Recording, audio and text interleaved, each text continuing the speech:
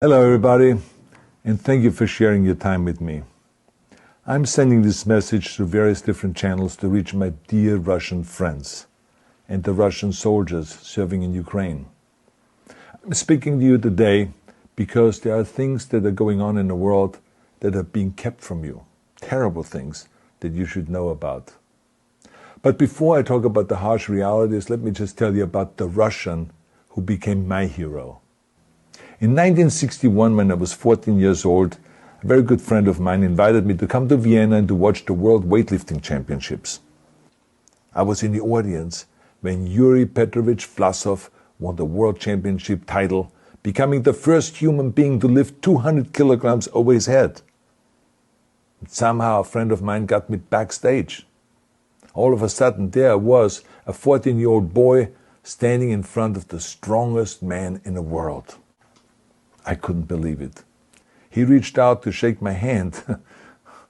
I still had a boy's hand. He had this powerful man's hand that swallowed mine. But he was kind, and he smiled at me. I will never forget that day. Never. I went home and I put his photo above my bed to inspire me when I started lifting weights. My father told me to take down that picture and to find a German or an Austrian hero. He got really angry, and we argued back and forth. He didn't like Russians because of his experience in the Second World War. You see, he was injured at Leningrad, where the Nazi army that he was part of did vicious harm to the great city and to its brave people.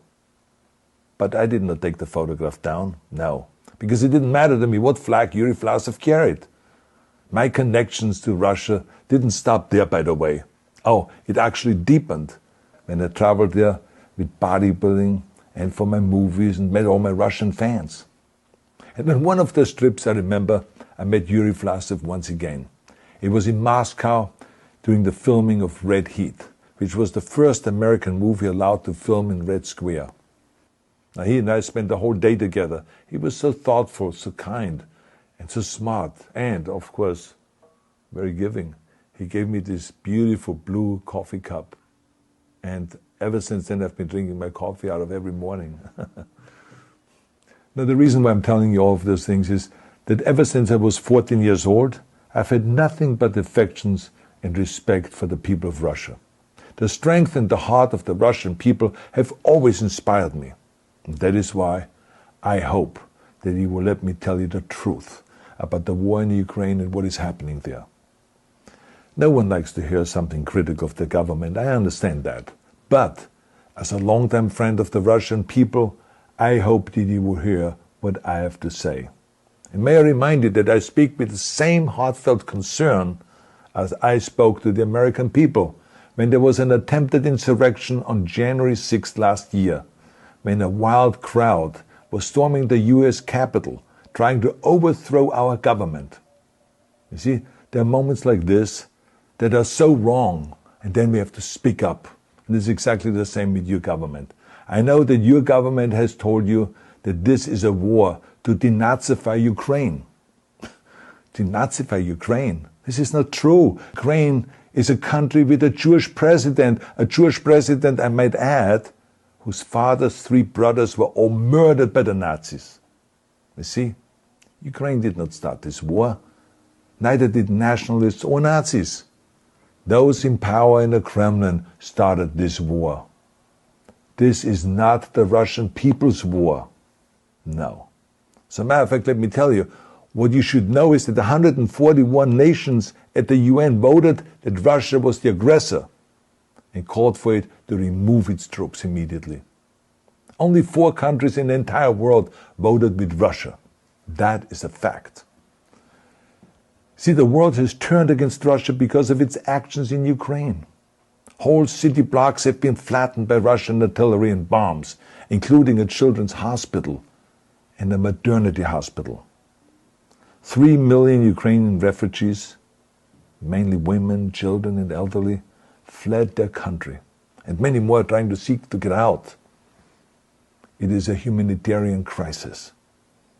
Because of its brutality, Russia is now isolated from the society of nations. You're also not being told the truth about the consequences of this war on Russia itself. I regret to tell you that thousands of Russian soldiers that have been killed. They have been caught between Ukrainians fighting for their homeland and the Russian leadership fighting for conquest. Massive amounts of Russian equipment have been destroyed or abandoned.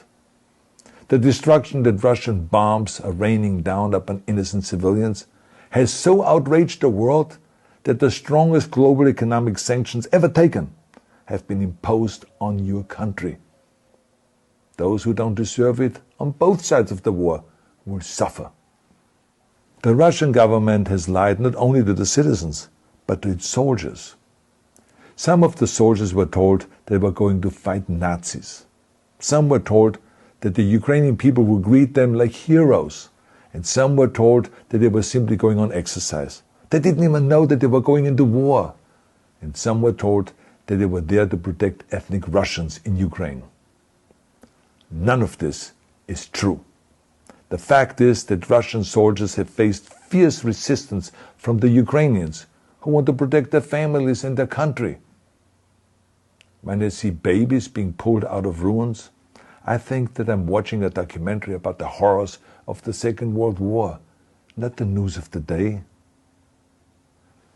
Now let me tell you, when my father arrived in Leningrad, he was all pumped up on the lies of his government. And when he left Leningrad, he was broken, physically and mentally. He lived the rest of his life in pain. Pain from a broken back, pain from the shrapnel that always reminded him of these terrible years, and pain from the guilt that he felt. To the Russian soldiers listening to this broadcast, you already know much of the truth that I've been speaking. You've seen it with your own eyes. I don't want you to be broken like my father. This is not the war to defend Russia that your grandfathers or your great-grandfathers fought. This is an illegal war. Your lives, your limbs, your futures are being sacrificed for a senseless war condemned by the entire world.